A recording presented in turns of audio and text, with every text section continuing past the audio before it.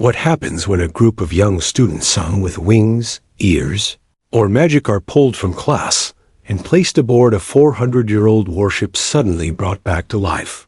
When history awakens with steel and fire, these unlikely cadets must rise to the call of legacy, duty, and courage. You won't believe how ancient valor meets youthful spirit in this unforgettable mission. If you're new here, don't forget to subscribe to the channel and show your support with a thumbs up by liking the video. Now, let's jump into the story. The salty breeze rolled in from the harbor, carrying with it the faint clang of distant ship bells and the low chatter of curious onlookers. 60 students from Street, Estrella Academy for Gifted Species, stood on the weathered docks in neat lines, their shoes clicking softly against the old planks. Most wore standard-issue school uniforms, but each face and form told a different story. Cat ears twitched, wings rustled, and soft glows of faint magic shimmered around a few. The air was thick with tension, but also with something else: curiosity. None of the students had been told why they were pulled from their afternoon classes, loaded onto a bus, and driven straight to the naval shipyard. But one thing was clear: this wasn't a normal field trip. Behind them stood their instructors, Miss A, Orlan the nurse, Mson Tan the chemistry teacher, Miss Naveen from literature, and Headmistress Ranel, who always seemed calm, but now wore a deeply thoughtful expression. But it was Mr. Calder, the school's history instructor, who stood out most.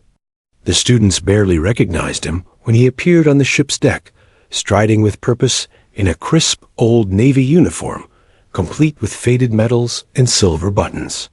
He waved them aboard with a grin so wide it nearly masked the seriousness.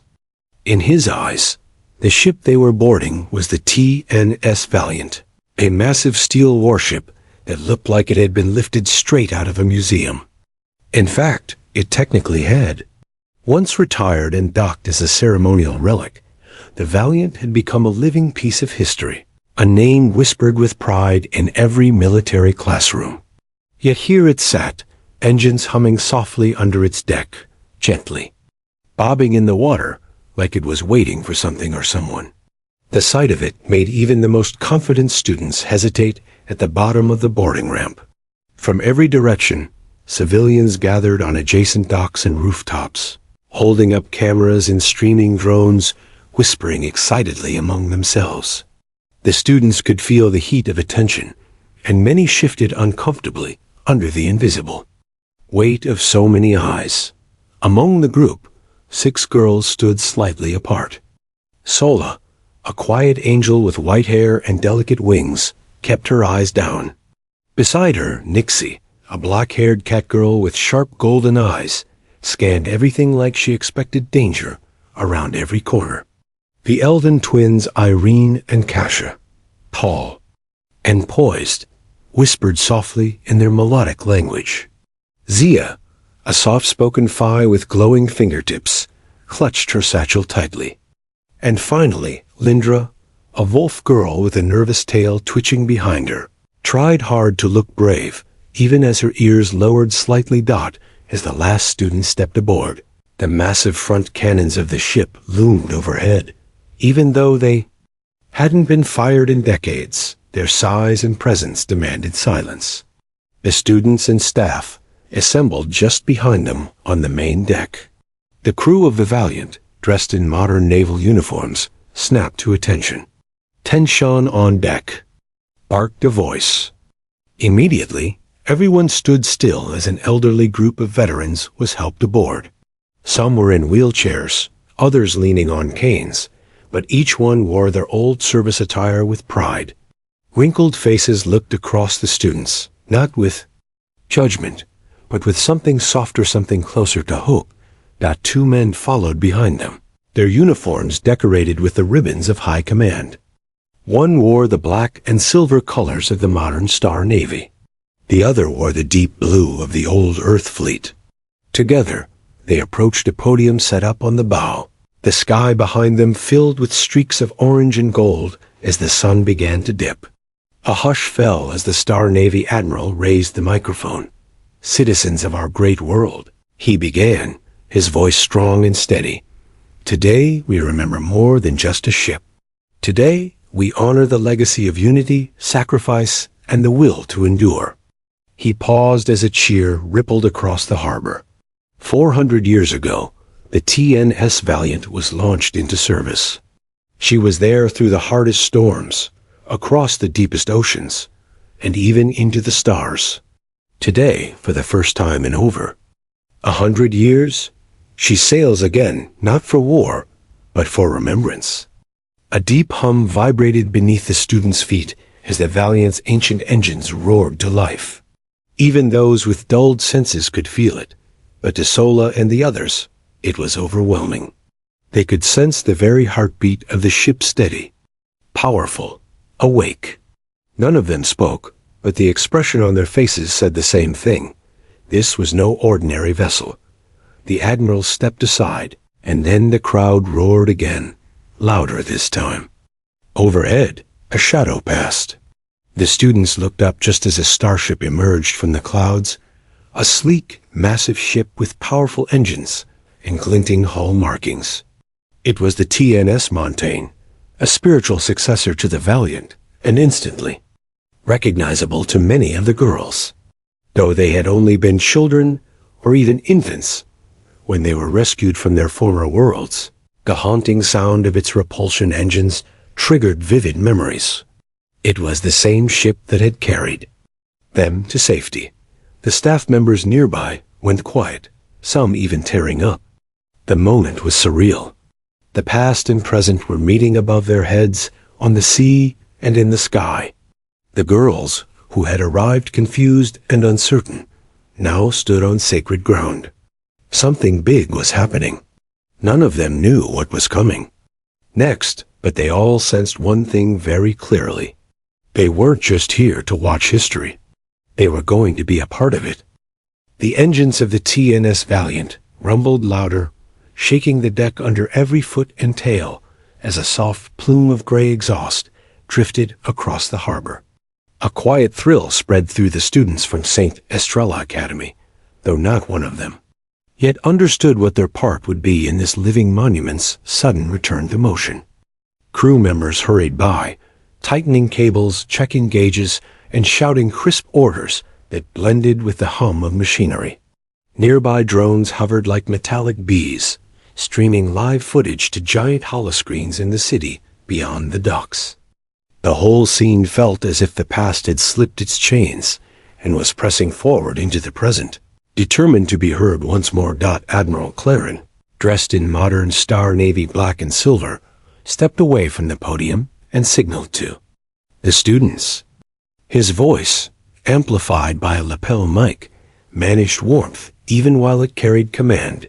He thanked the Academy for answering a sudden request and explained that today's voyage served two purposes: to deploy new reef modules that would help revive damaged sea life, and to honor every sailor who had ever served aboard the Valiant or her sister ships. A murmur rose from the public crowd, impressed by the idea of turning old weapons into guardians of the ocean. Then the Admiral added a third point that made every student stand straighter. "Each of you," he said, "will perform a duty once, assigned only to trained hands. You will show the galaxy that fresh courage can guide old steel." Sergeant Leave, a broad-shouldered gunnery chief with sleeves rolled to his elbows, approached the lines of students with a tablet that projected glowing assignment lists. "When I call your name, step forward," he barked, though a gentle smile softened his words. Sola, the silent angel, was paired with Navigation Officer Tyrus on the bridge to observe star chart overlays that would guide the ship's precise drift over the reef site. Nixie, the cat girl whose sharp eyes missed little, would shadow the forward observation team, using high-resolution magnifiers to confirm target coordinates.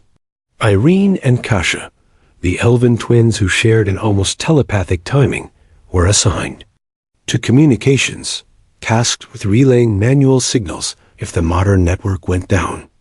Zia, The Phi, whose fingertips glowed softly whenever she felt strong emotion, would join the medical bay, monitoring veteran guests for stress and ensuring the camera drones did not disturb them.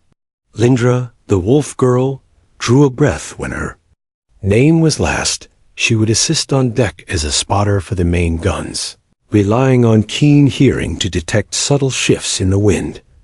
The weight of those roles pressed hard at first, but something else quickened their hearts. Pride. These were not empty ceremonial tasks. The Admiral explained that much of the Valiant's core systems ran on refurbished analog hardware. Automatic redundancies that a modern ship took for granted were fragile here. The student's natural gift, sharp eyes, acute hearing, instinctive empathy could bridge gaps where technology might falter. All 6 girls and their classmates, too, given roles in tour guiding, drone management, and crowd liaison, nodded with a seriousness no teacher had ever drawn from them before. They were no longer observers. They were crew. With formalities done, Headmistress Rennell dismissed the remaining faculty to assist where needed, and Sergeant Leave led the chosen 6 through hatchways that smelled of oil, salt, and something faintly electric. As they climbed ladders into the heart of the vessel, metal rang under their shoes and wings. The deeper corridors were lit by old brass lamps that hummed faintly, mingling with the steady pulse of diesel engines. Despite the archaic feel, hollow panels displaying star maps flickered beside antique pressure gauges, an odd harmony of eras. That made the students' nerves dance between wonder and caution. On the bridge, Sola found Navigation Officer Tyrus hunched over a wide, plotting table covered in both digital overlays and clear plastic sheets marked with grease pencil. He greeted her with a respectful nod, then pointed to a glass dome overhead that showed the sky. "Cloud cover is thin, sun angle ideal," he said. "Watch for the reef marker buoy. If it drifts more than half a degree off our heading, tap." "My shoulder twice." Sola swallowed, steadying her breath. The task sounded small, but she knew a wrong position could send the ship's massive guns firing where they shouldn't. She folded her wings tight and focused on the horizon, letting the engine vibrations settle into a rhythm she could trust. Below, Nixie joined the forward observation deck. The view took her breath away. 3 giant gun barrels stretched out before the sea, their steel surfaces glowing orange in the late afternoon light.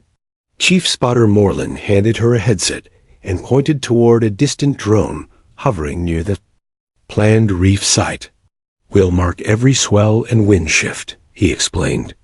"Use your scope, your eyes see detail our sensors sometimes miss." Nixie adjusted the headset over her ears and peered through the magnifier, her tail flicking nervously, but her gaze rock steady. Irene and Kasher reached communications, a cramped room bristling with both antique dials and modern holograms. Lieutenant Oryx smiled when they arrived. "If our high-band link gets jammed by the orbital parade overhead, we switch to lamp signal and coded flags," he explained. The twins exchanged a glance. Lamp signaling was an art they had studied but never used in motion. Now they would have to master it live, under the watching drones and the wide-open sky. In medical, Zia found herself surrounded by softly beeping monitors and a half-circle of veterans seated in padded chairs, enjoying the view from a wide window. Dr. Lorne, a gentle elder, guided Zia to place her glowing hand near a veteran's wrist. The small pulse reader in her palm flashed green. "Your empathic field helps calm them," the doctor whispered. Zia nodded, cheeks warming with shy pride. Lindra climbed to the starboard gun platform, where Petty Officer Dane handed her an old pair of brass wind phones. They looked like trumpet horns joined by a tube. "Put these to your ears," he said. "They pick up faint whistles that our whistles ignore."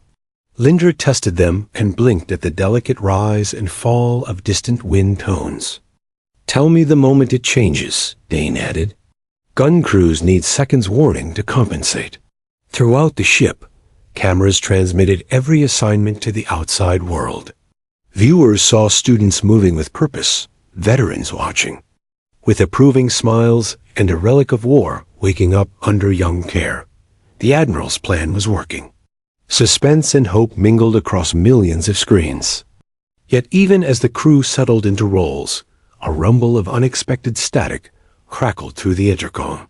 Communications Officer Auric frowned and tapped controls. In a murmur that carried across hidden speakers, he said, "Admiral, we're getting interference from orbit. Something's bouncing signals back at us." The admirals exchanged tight looks. Sergeant Leave tightened his grip on the railing. The Valiant would soon rely not just on technology, but on the instincts of its newest and youngest crew. A sharp burst of static cut across every speaker, swallowing the rhythmic hum of engines and turning the bridge lights a nervous shade of red.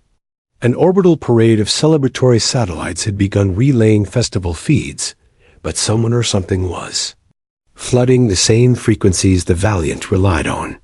Screens blinked, maps vanished, and Admiral Claren's voice broke up into shards of syllables before going silent. Without warning, the escort flotilla veered off its choreographed path, each vessel reacting to ghost commands. On the forward deck, Nixie's ears pinned back as her headset fizzed, the magnifier view trembling. She shouted a warning to Chief Spotter Moreland, but the words died in another crackle of interference. Above, camera drones drifted closer, confused by lost beacons, their red lights winking like startled fireflies. Navigation Officer Tyrus checked 4 separate backups. Every digital compass spun uselessly. The bridge crew exchanged tight glances, and Tyrus's hand hovered over the analog override lever he had never used outside a museum lesson. Sola watched him breathe, saw doubt in the flutter beneath his collar, and remembered her task. She searched the horizon until she found the reef marker buoy, a small orange speck bobbing in the increasing swell. It had shifted nearly a full degree. She tapped Tyrus twice on the shoulder, firm but calm. He turned, read the certainty in her silver eyes, and yanked the override. Gears groaned as the Valiant answered with a slow but deliberate turn, bringing the bow back toward its fragile target zone. Below, in the cramped communications room, Lieutenant Auric slammed a fist against a flickering console. The high band link was gone. He spun toward Irene and Kasia, who waited by the signal lamp like dancers on a dark stage. "All right, twins, time to shine," he said. The sisters nodded in unison. Kasia swung open the steel shutter over the external lamp, while Irene lifted a small book of codes handwritten on crisp cards. Within seconds, bright flashes pulsed across the deck rail short spelling urgent instructions for the escort ships. Maintain course delta, hold fire, interference aboard flagship. Far off, 3 destroyers steadied their zigzag and fell back into line, guided by light older than radio. Amidships, Zia felt the veterans stir, sensing something amiss. Her fingertip pulse reader glowed orange at the sudden spike in their heart rates. She inhaled, let the faint shimmer of phi empathy flow outward, and spoke in soft tones about the ocean's calm depths.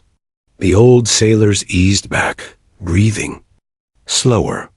Their trust was fragile but held, and the camera drones, still lived to millions, caught a gentle smile on one veteran's face instead of panic. On the starboard gun platform, Lindra pressed the brass wind phones to her ears. A strange whistle drifted on the breeze higher than before, almost mournful. She remembered Petty Officer Dane's warning. Wind shift means range drift. Gust coming portside. She barked, her voice cracking but clear. Dane relayed the call, and hydraulic servos whirred as the 3 great barrels inched to hairs. Breath to compensate. Back on the bridge, static swallowed another chunk of space as Tyrus fought the wheel.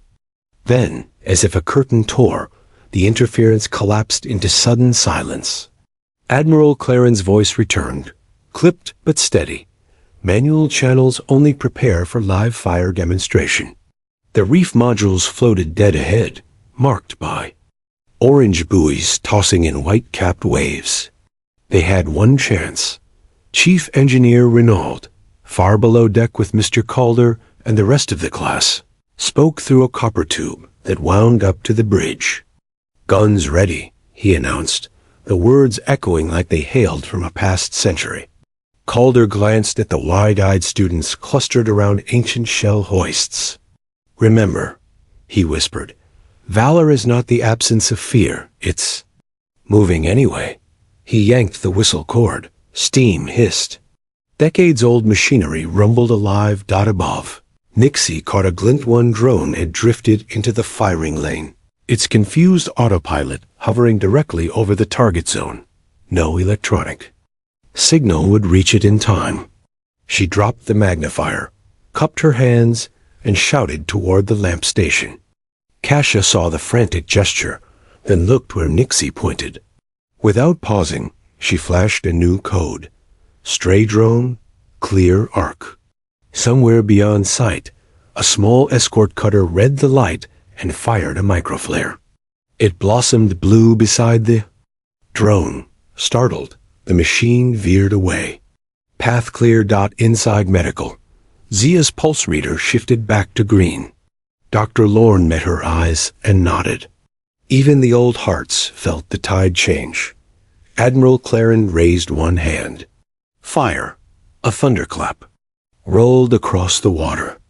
The Valiant's main guns belched flame and smoke, their recoil shuddering through every beam and joint. Sola braced against a rail, wings tight to her back. Lindra felt the vibration in bone and fur. Nixie watched the shell arc like a falling star. Cameras caught the streak, and millions held their breath. The projectile struck dead center on the rusting hulk meant to anchor the new reef. Metal crumpled, seawater erupted skyward, and a cheer rose from both ship and shore. Static tried to return, but it was too late. The shot was perfect, undeniable, broadcast in high-definition clarity. On the bridge, Tyrus exhaled for the first time in minutes. He turned to Sola and offered a small salute. She returned it, cheeks flushed with equal parts relief and pride. Communication lines crackled back to life, but now they carried applause ships, satellites, even city towers chimed in. Irene lowered the signal lamp. Kasia sagged against the bulkhead and laughed, wide and bright. Nixie allowed herself a grin, the knot in her tail finally loosening. Lindra's keen ears caught only joyous whistles in the wind. And down below, Zia's glow deepened to a warm gold, reflecting the gratitude of the veterans who had lived to witness one more flawless broadside. The Valiant steadied on her new heading. Her duty done, yet history awakened. Across the ship, young voices blended with old, telling and retelling the seconds when instinct outran interference and courage answered the call of steel. The morning sun broke slowly over the ocean, casting soft golden light across the calm waters and the long steel hull of the TNS Valiant. The echo of her cannon fire still seemed to linger in the air, like a memory refusing to fade.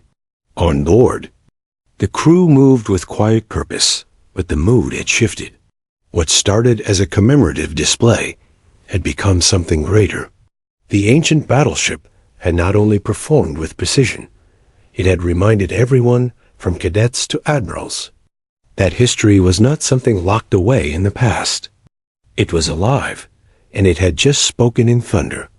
The students of Estrella Academy, stood in formation on the main deck, watching the last fragments of smoke drift away. Their faces, once filled with nervous anticipation, now carried pride. The 6 students who had been called forward earlier, Sola, Nixie, Irene, Kasia, Zia, and Lindra, had each played a role that mattered. They had not simply watched history unfold. They had helped shape it. Above them, the skies were clear, and the camera drones that once buzzed like curious bees now floated quietly, their task complete. Somewhere out in orbit, millions had seen it all. The signal interference, the manual coordination, the ancient guns firing with pinpoint accuracy. Across multiple worlds and cities, messages flooded in praise, astonishment, and above all, respect. Admiral Claren stood beside Admiral Galwin of the Ocean Fleet, both men facing the students with solemn expressions. Claren spoke first, his voice softer now, but no less steady. Today, the TNS Valiant was not just a relic. She was a vessel of truth, a vessel of legacy. And thanks to each of you, she remains a ship of honor. He stepped forward and removed a small emblem from his uniform, a silver pin in the shape of the ship's silhouette, and handed it to Sola. This is the first time this award has been given to someone outside active duty, he said. But you've earned it. Sola accepted it with wide eyes, her fingers trembling slightly as she pinned it to her collar. One by one, each of the 6 students received the same honor, cheered on by their classmates and even the crew. Petty Officer Dane clapped Lindra on the back, nearly knocking her off her feet, while Chief Spotter Morlin ruffled Nixie's hair with a grin. The moment was joyful. Yes, but it was more than that. It was history passing hands, from those who had carried its weight for generations to those who would carry it forward. Mr. Calder stood at the edge of the crowd, his old Navy uniform still sharp despite the long hours. He watched his students with a pride so deep it rooted him to the spot. When the Admiral turned to thank the school, he motioned for Calder to come forward. You served once, Claren said, but today you did something just as important. You passed on your memory to those who will remember it. The deck speakers crackled to life again, but this time it wasn't static, it was music. The Academy's anthem, recorded years ago by a student choir, played over the ship's intercom. The crew stood tall, veterans straightened in their chairs, and the students, without being told, sang along. It wasn't perfectly in tune. Some forgot the words, but it was real. Every voice carried emotion too big to measure. As the ship turned gently back toward the dock, her mission complete, the surrounding escort ships fell into position beside her. The reef site had been marked perfectly. The ceremonial shot had hit its target, and the celebration that followed would echo for years. But for the girls of St. Estrella, the real memory was the feeling, the way the steel deck shook beneath their feet, the way light reflected off the waves, the way fear had been replaced by action. Back at port, a new bronze plaque was already being engraved. It would hang in the Naval Hall of Remembrance, bearing the names of the 6 students, the school, and the date of the operation. Not as a token of military service, but as a tribute to the shared courage of civilians and sailors alike. The title of the plaque read, "When Young Hands Steady Old Guns." As the gangplank lowered and students filed off the ship, many looked back one last time. The TNS Valiant sat quiet again, her cannons still, her engines cooling. But something had changed. She had been a ship with stories. Now she was a ship with witnesses. Zia lingered near the railing, with a veteran who had quietly held her hand during the return. He smiled at her and said, "You did good, girl. You all did." Later that day, back at the academy, the headmistress gathered the entire school and Ida played the official recording of the ceremony. Students who had not gone watched wide-eyed, seeing their friends move across the deck of a living legend. Teachers nodded with pride. Even the youngest first years fell silent. And when the recording ended, the headmistress simply said, "Remember this? When history calls, answer." As for Sola, Nixie, Irene, Kasha, Zia, and Lindra, they were no longer just students. They were the first in a new tradition.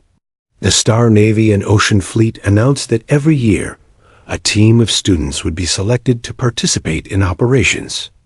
aboard historic ships, learning not just what came before, but how to carry it forward.